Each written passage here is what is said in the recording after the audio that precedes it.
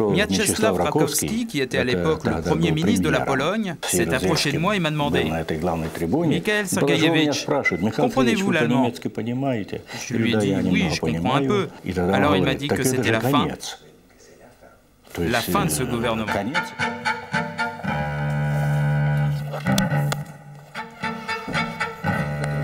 En 1989, Mikhail Gorbatchev est secrétaire général du bureau politique en URSS, chef du bloc soviétique et du pacte de Varsovie. Au mois de juin, au cours d'un séjour en RFA, Gorby, comme on l'appelle, déchaîne l'enthousiasme des foules. L'URSS reconnaît pour la première fois le principe de l'autodétermination des peuples. Un tournant politique majeur qui a conduit entre autres à l'effondrement de la RDA. Alors, on va commencer par le début, si vous voulez bien, c'est-à-dire la décision qu'a prise la direction hongroise d'ouvrir symboliquement d'abord le 2 mai la frontière avec l'Autriche. Pourquoi est-ce que, en fin de compte, vous avez aussi facilement accepté une mesure qui a eu des conséquences très importantes? Il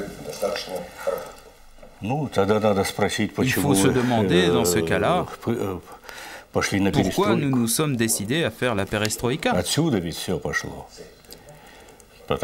Tout est parti de là. Sans ces changements profonds dans la politique intérieure,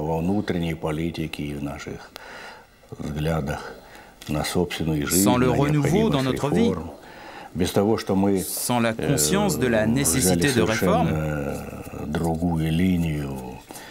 et si nous n'avions pas pris une ligne de conduite dans les affaires internationales totalement nouvelle, afin d'en finir avec la confrontation idéologique qui nous gardait tous en otage, eh bien tout ça n'aurait jamais eu lieu.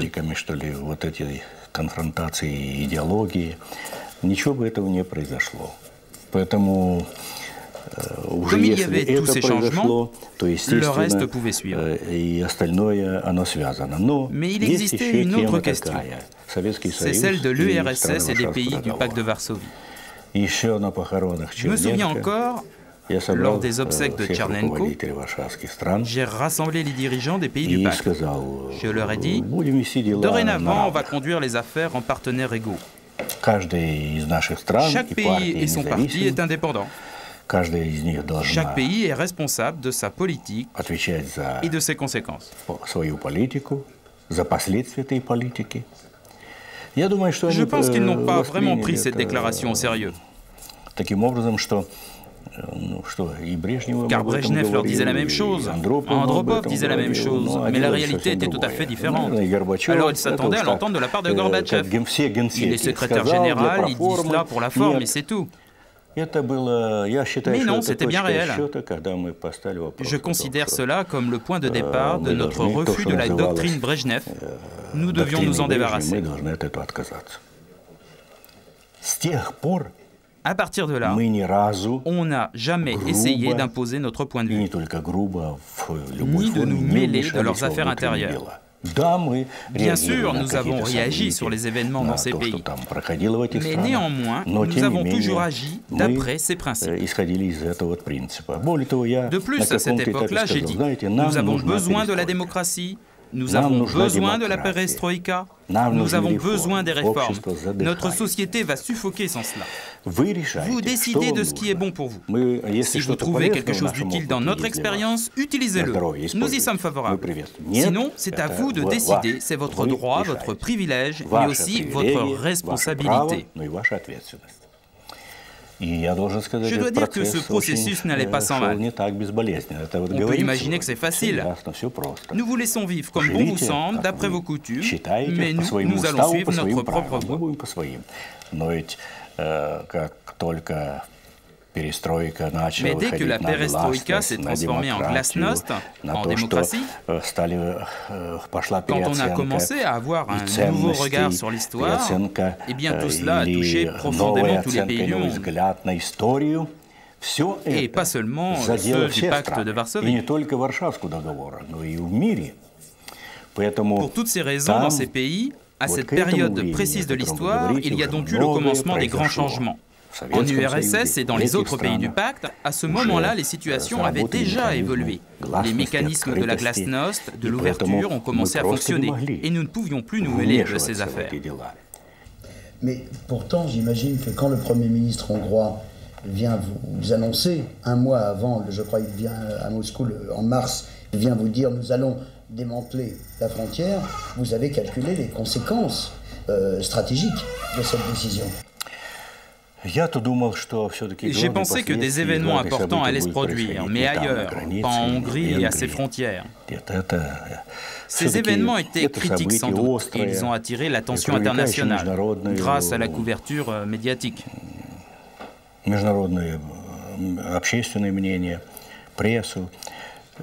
Mais tout ça, c'est quelque chose de maîtrisable, quelque chose qu'on peut supporter et encadrer, comme on dit. L'histoire nous en donne de nombreux exemples. Mais ce qui est réellement important, c'est ce qui allait se passer en RDA même.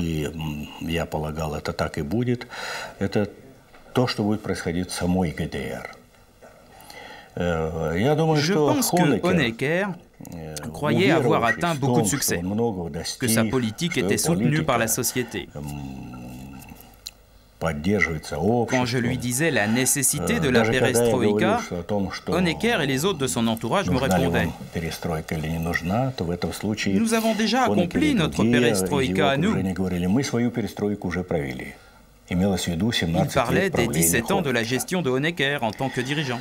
Nous disions alors, puisque c'est déjà fait, c'est votre affaire. Ils étaient dans l'erreur.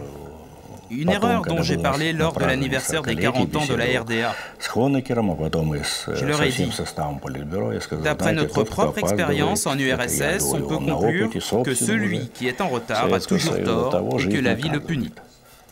Je pense que les événements auraient pu prendre une autre tournure, en RDA même, et dans les relations entre la RDA et la RFA.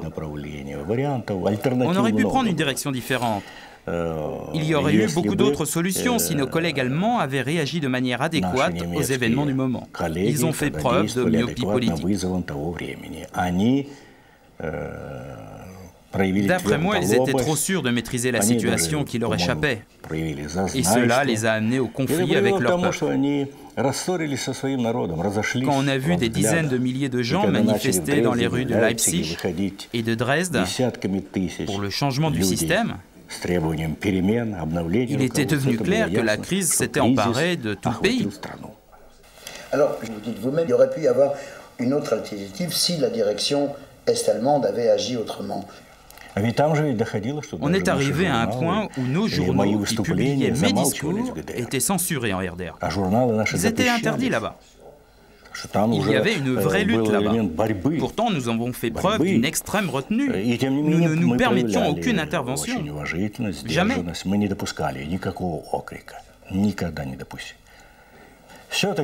qu'un pays choisisse une voie correspondant à ses propres intérêts,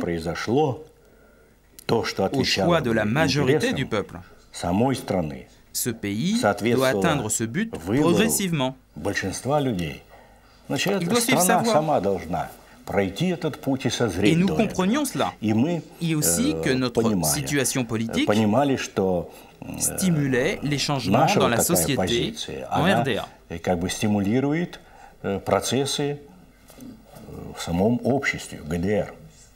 Quand même, lorsque vous arrivez pour le 40e anniversaire en RDA, nous sommes déjà en octobre, il est très tard déjà, les manifestations ont lieu, la situation est comme du savon, ça passe, et vous êtes quand même relativement timide dans votre volonté qu'on sent bien d'influence. Pour être bref, je vais vous raconter un épisode.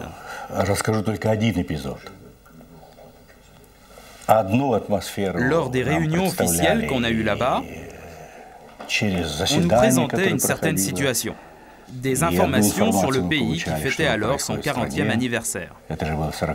Et le soir même, on a vu quelque chose de diamétralement opposé. On a vu les manifestations, on a vu les gens défiler au flambeau, et il faut souligner que dans ces manifestations participaient les représentants de toutes les 28 régions de RDA. Ces gens-là étaient spécialement choisis, ce n'était pas n'importe qui. Et tout d'un coup, ces gens triés sur le volet, ces gens qui représentaient toute la RDA, ont commencé à exprimer leur désir de changement. Ils ont pratiquement exigé le départ de Honecker du pouvoir. On criait à ce moment-là « Gorbatchev, aide-nous !» On disait aussi « Gorbatchev, reste en RDA !» Mieczysław Rakowski, qui était à l'époque le Premier ministre de la Pologne et qui accompagnait Jaruzelski sur cette tribune VIP, s'est approché de moi et m'a demandé « Mikhail Sergeyevitch, comprenez-vous l'allemand ?» Je lui ai dit « Oui, je comprends un peu. En tout cas, je comprends de quoi il s'agit. » Alors il m'a dit que c'était la fin de ce gouvernement. Et oui, c'était clair. Les responsables n'étaient plus soutenus par leur peuple. À cause de cela, les changements sont intervenus immédiatement, mais ces changements étaient tardifs, ainsi que les essais pour changer de politique. Le désordre, le chaos a commencé. Il est important de souligner que les gouvernements qui ont suivi, celui de Trenz, de Modrow, ainsi que ceux qui ont été élus, le gouvernement de de Maizière, ont tout fait pour éviter ce chaos qui est devenu un chaos sans limite.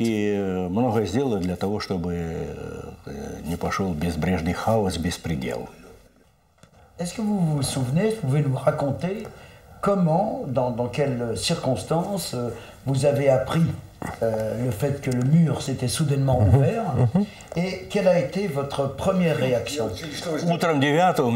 Le matin du 10 novembre, on m'a annoncé qu'il y a une telle pression sur le mur que les Allemands se sont amassés des deux côtés et qu'ils ont obligé le gouvernement à ouvrir d'autres checkpoints. Le gouvernement a pratiquement cédé aux exigences des Allemands.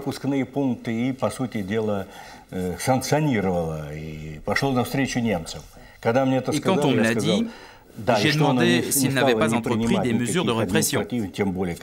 On m'a répondu que non. Je leur ai dit qu'ils avaient eu raison de faire ainsi. Voilà quelle était ma réaction. Le scénario aurait pu être différent si le gouvernement de Honecker avait rejoint le processus de la démocratisation. En reconstruisant l'économie avec une nouvelle approche, en stimulant les motivations matérielles, en adaptant le pluralisme politique et économique, alors oui, je pense que la situation se serait développée différemment. J'en suis persuadé, mais cela n'a pas eu lieu.